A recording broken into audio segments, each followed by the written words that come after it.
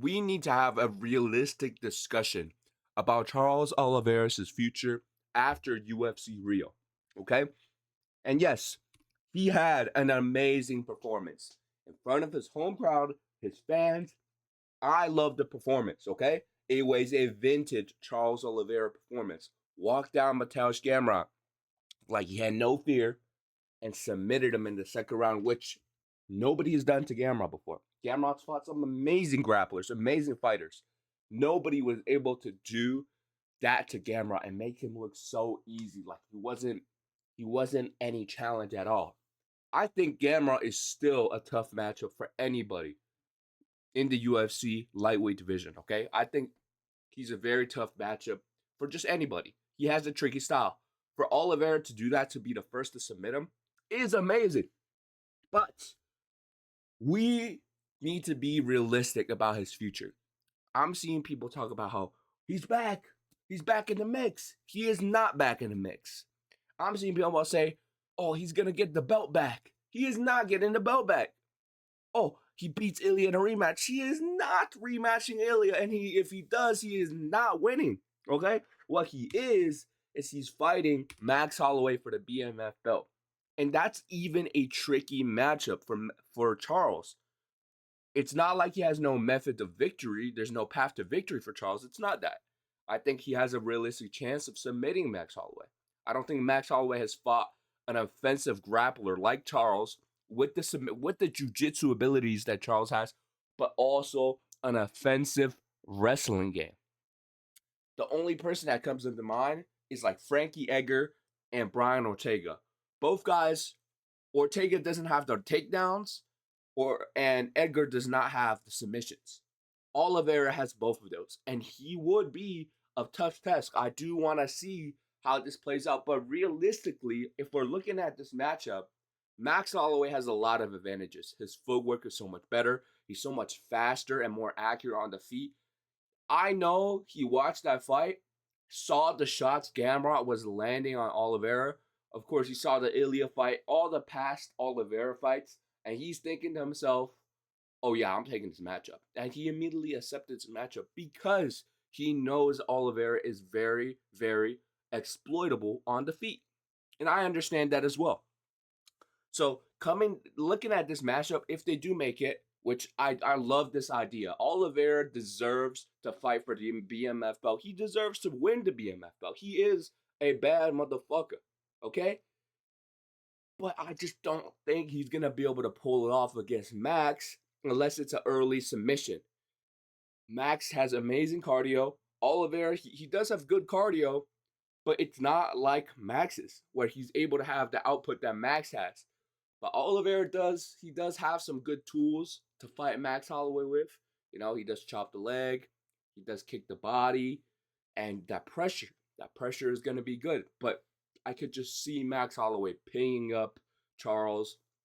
And when it comes to the championship rounds, that damage is going to be adding up. And Oliveira, I don't think he'll be responding to the shots the same way that he would be, in the first round or, when he was more in his prime.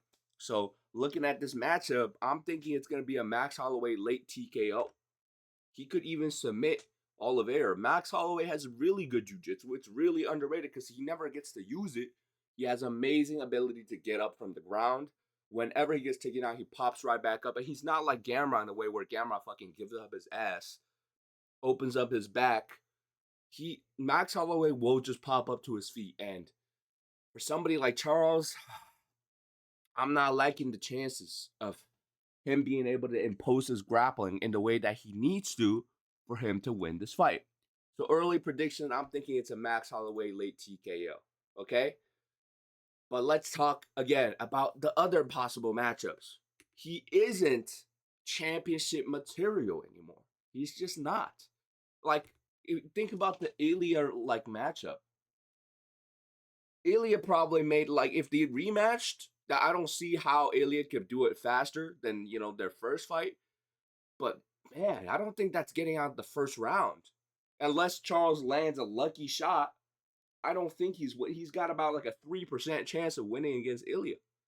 You see the smirk on Ilya's little smirk that's creeping up on the corner of his mouth right here. Because he knows, dude, if they made this rematch, I would cry. I would genuinely be so upset.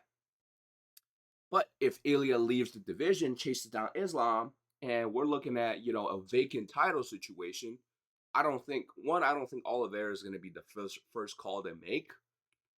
Arman, I feel like Arman is probably one of the better, top guys in the division right now.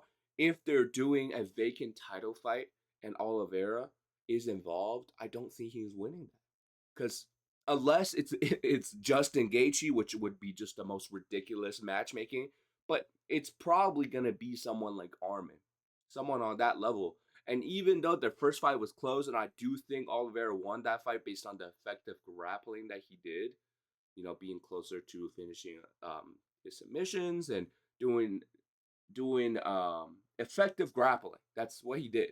The submissions in the first and the third were effective grappling. I think he should have gotten the nod there.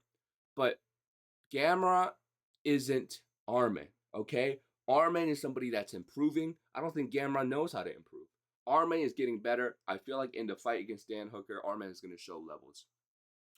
And Oliveira, despite him looking really good against Gamrot, I don't think he's somebody that is improving actively, that's adding new tools to his tool bag.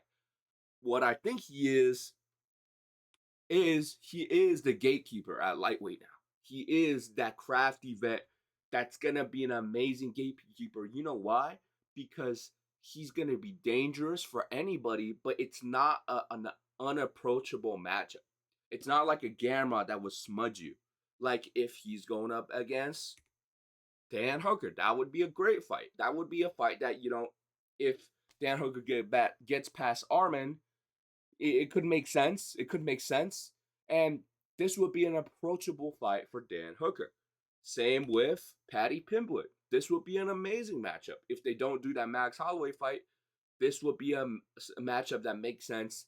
Again, an approachable matchup for Paddy. That's why he's in this position. He is going to be the gatekeeper, okay, of lightweight. The lion will be leashed outside the top 5, or maybe just in the lower echelon of the top 5, guarding the gates for these up and comers. I like all of these matchups against BSD, against Fazeev. They rebooked this. These matchups all, I would favor Oliveira, but all these prospects have a real shot.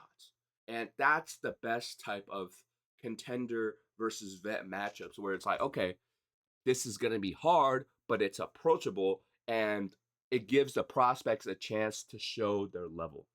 So I just wanted to have this discussion about Charles Oliveira. Let me know what you think of his position in the lightweight division. Who should he fight next? And what do you think about his chances against Max Holloway? Like and subscribe, follow me on X, and I'll catch y'all at the next one, man. Peace.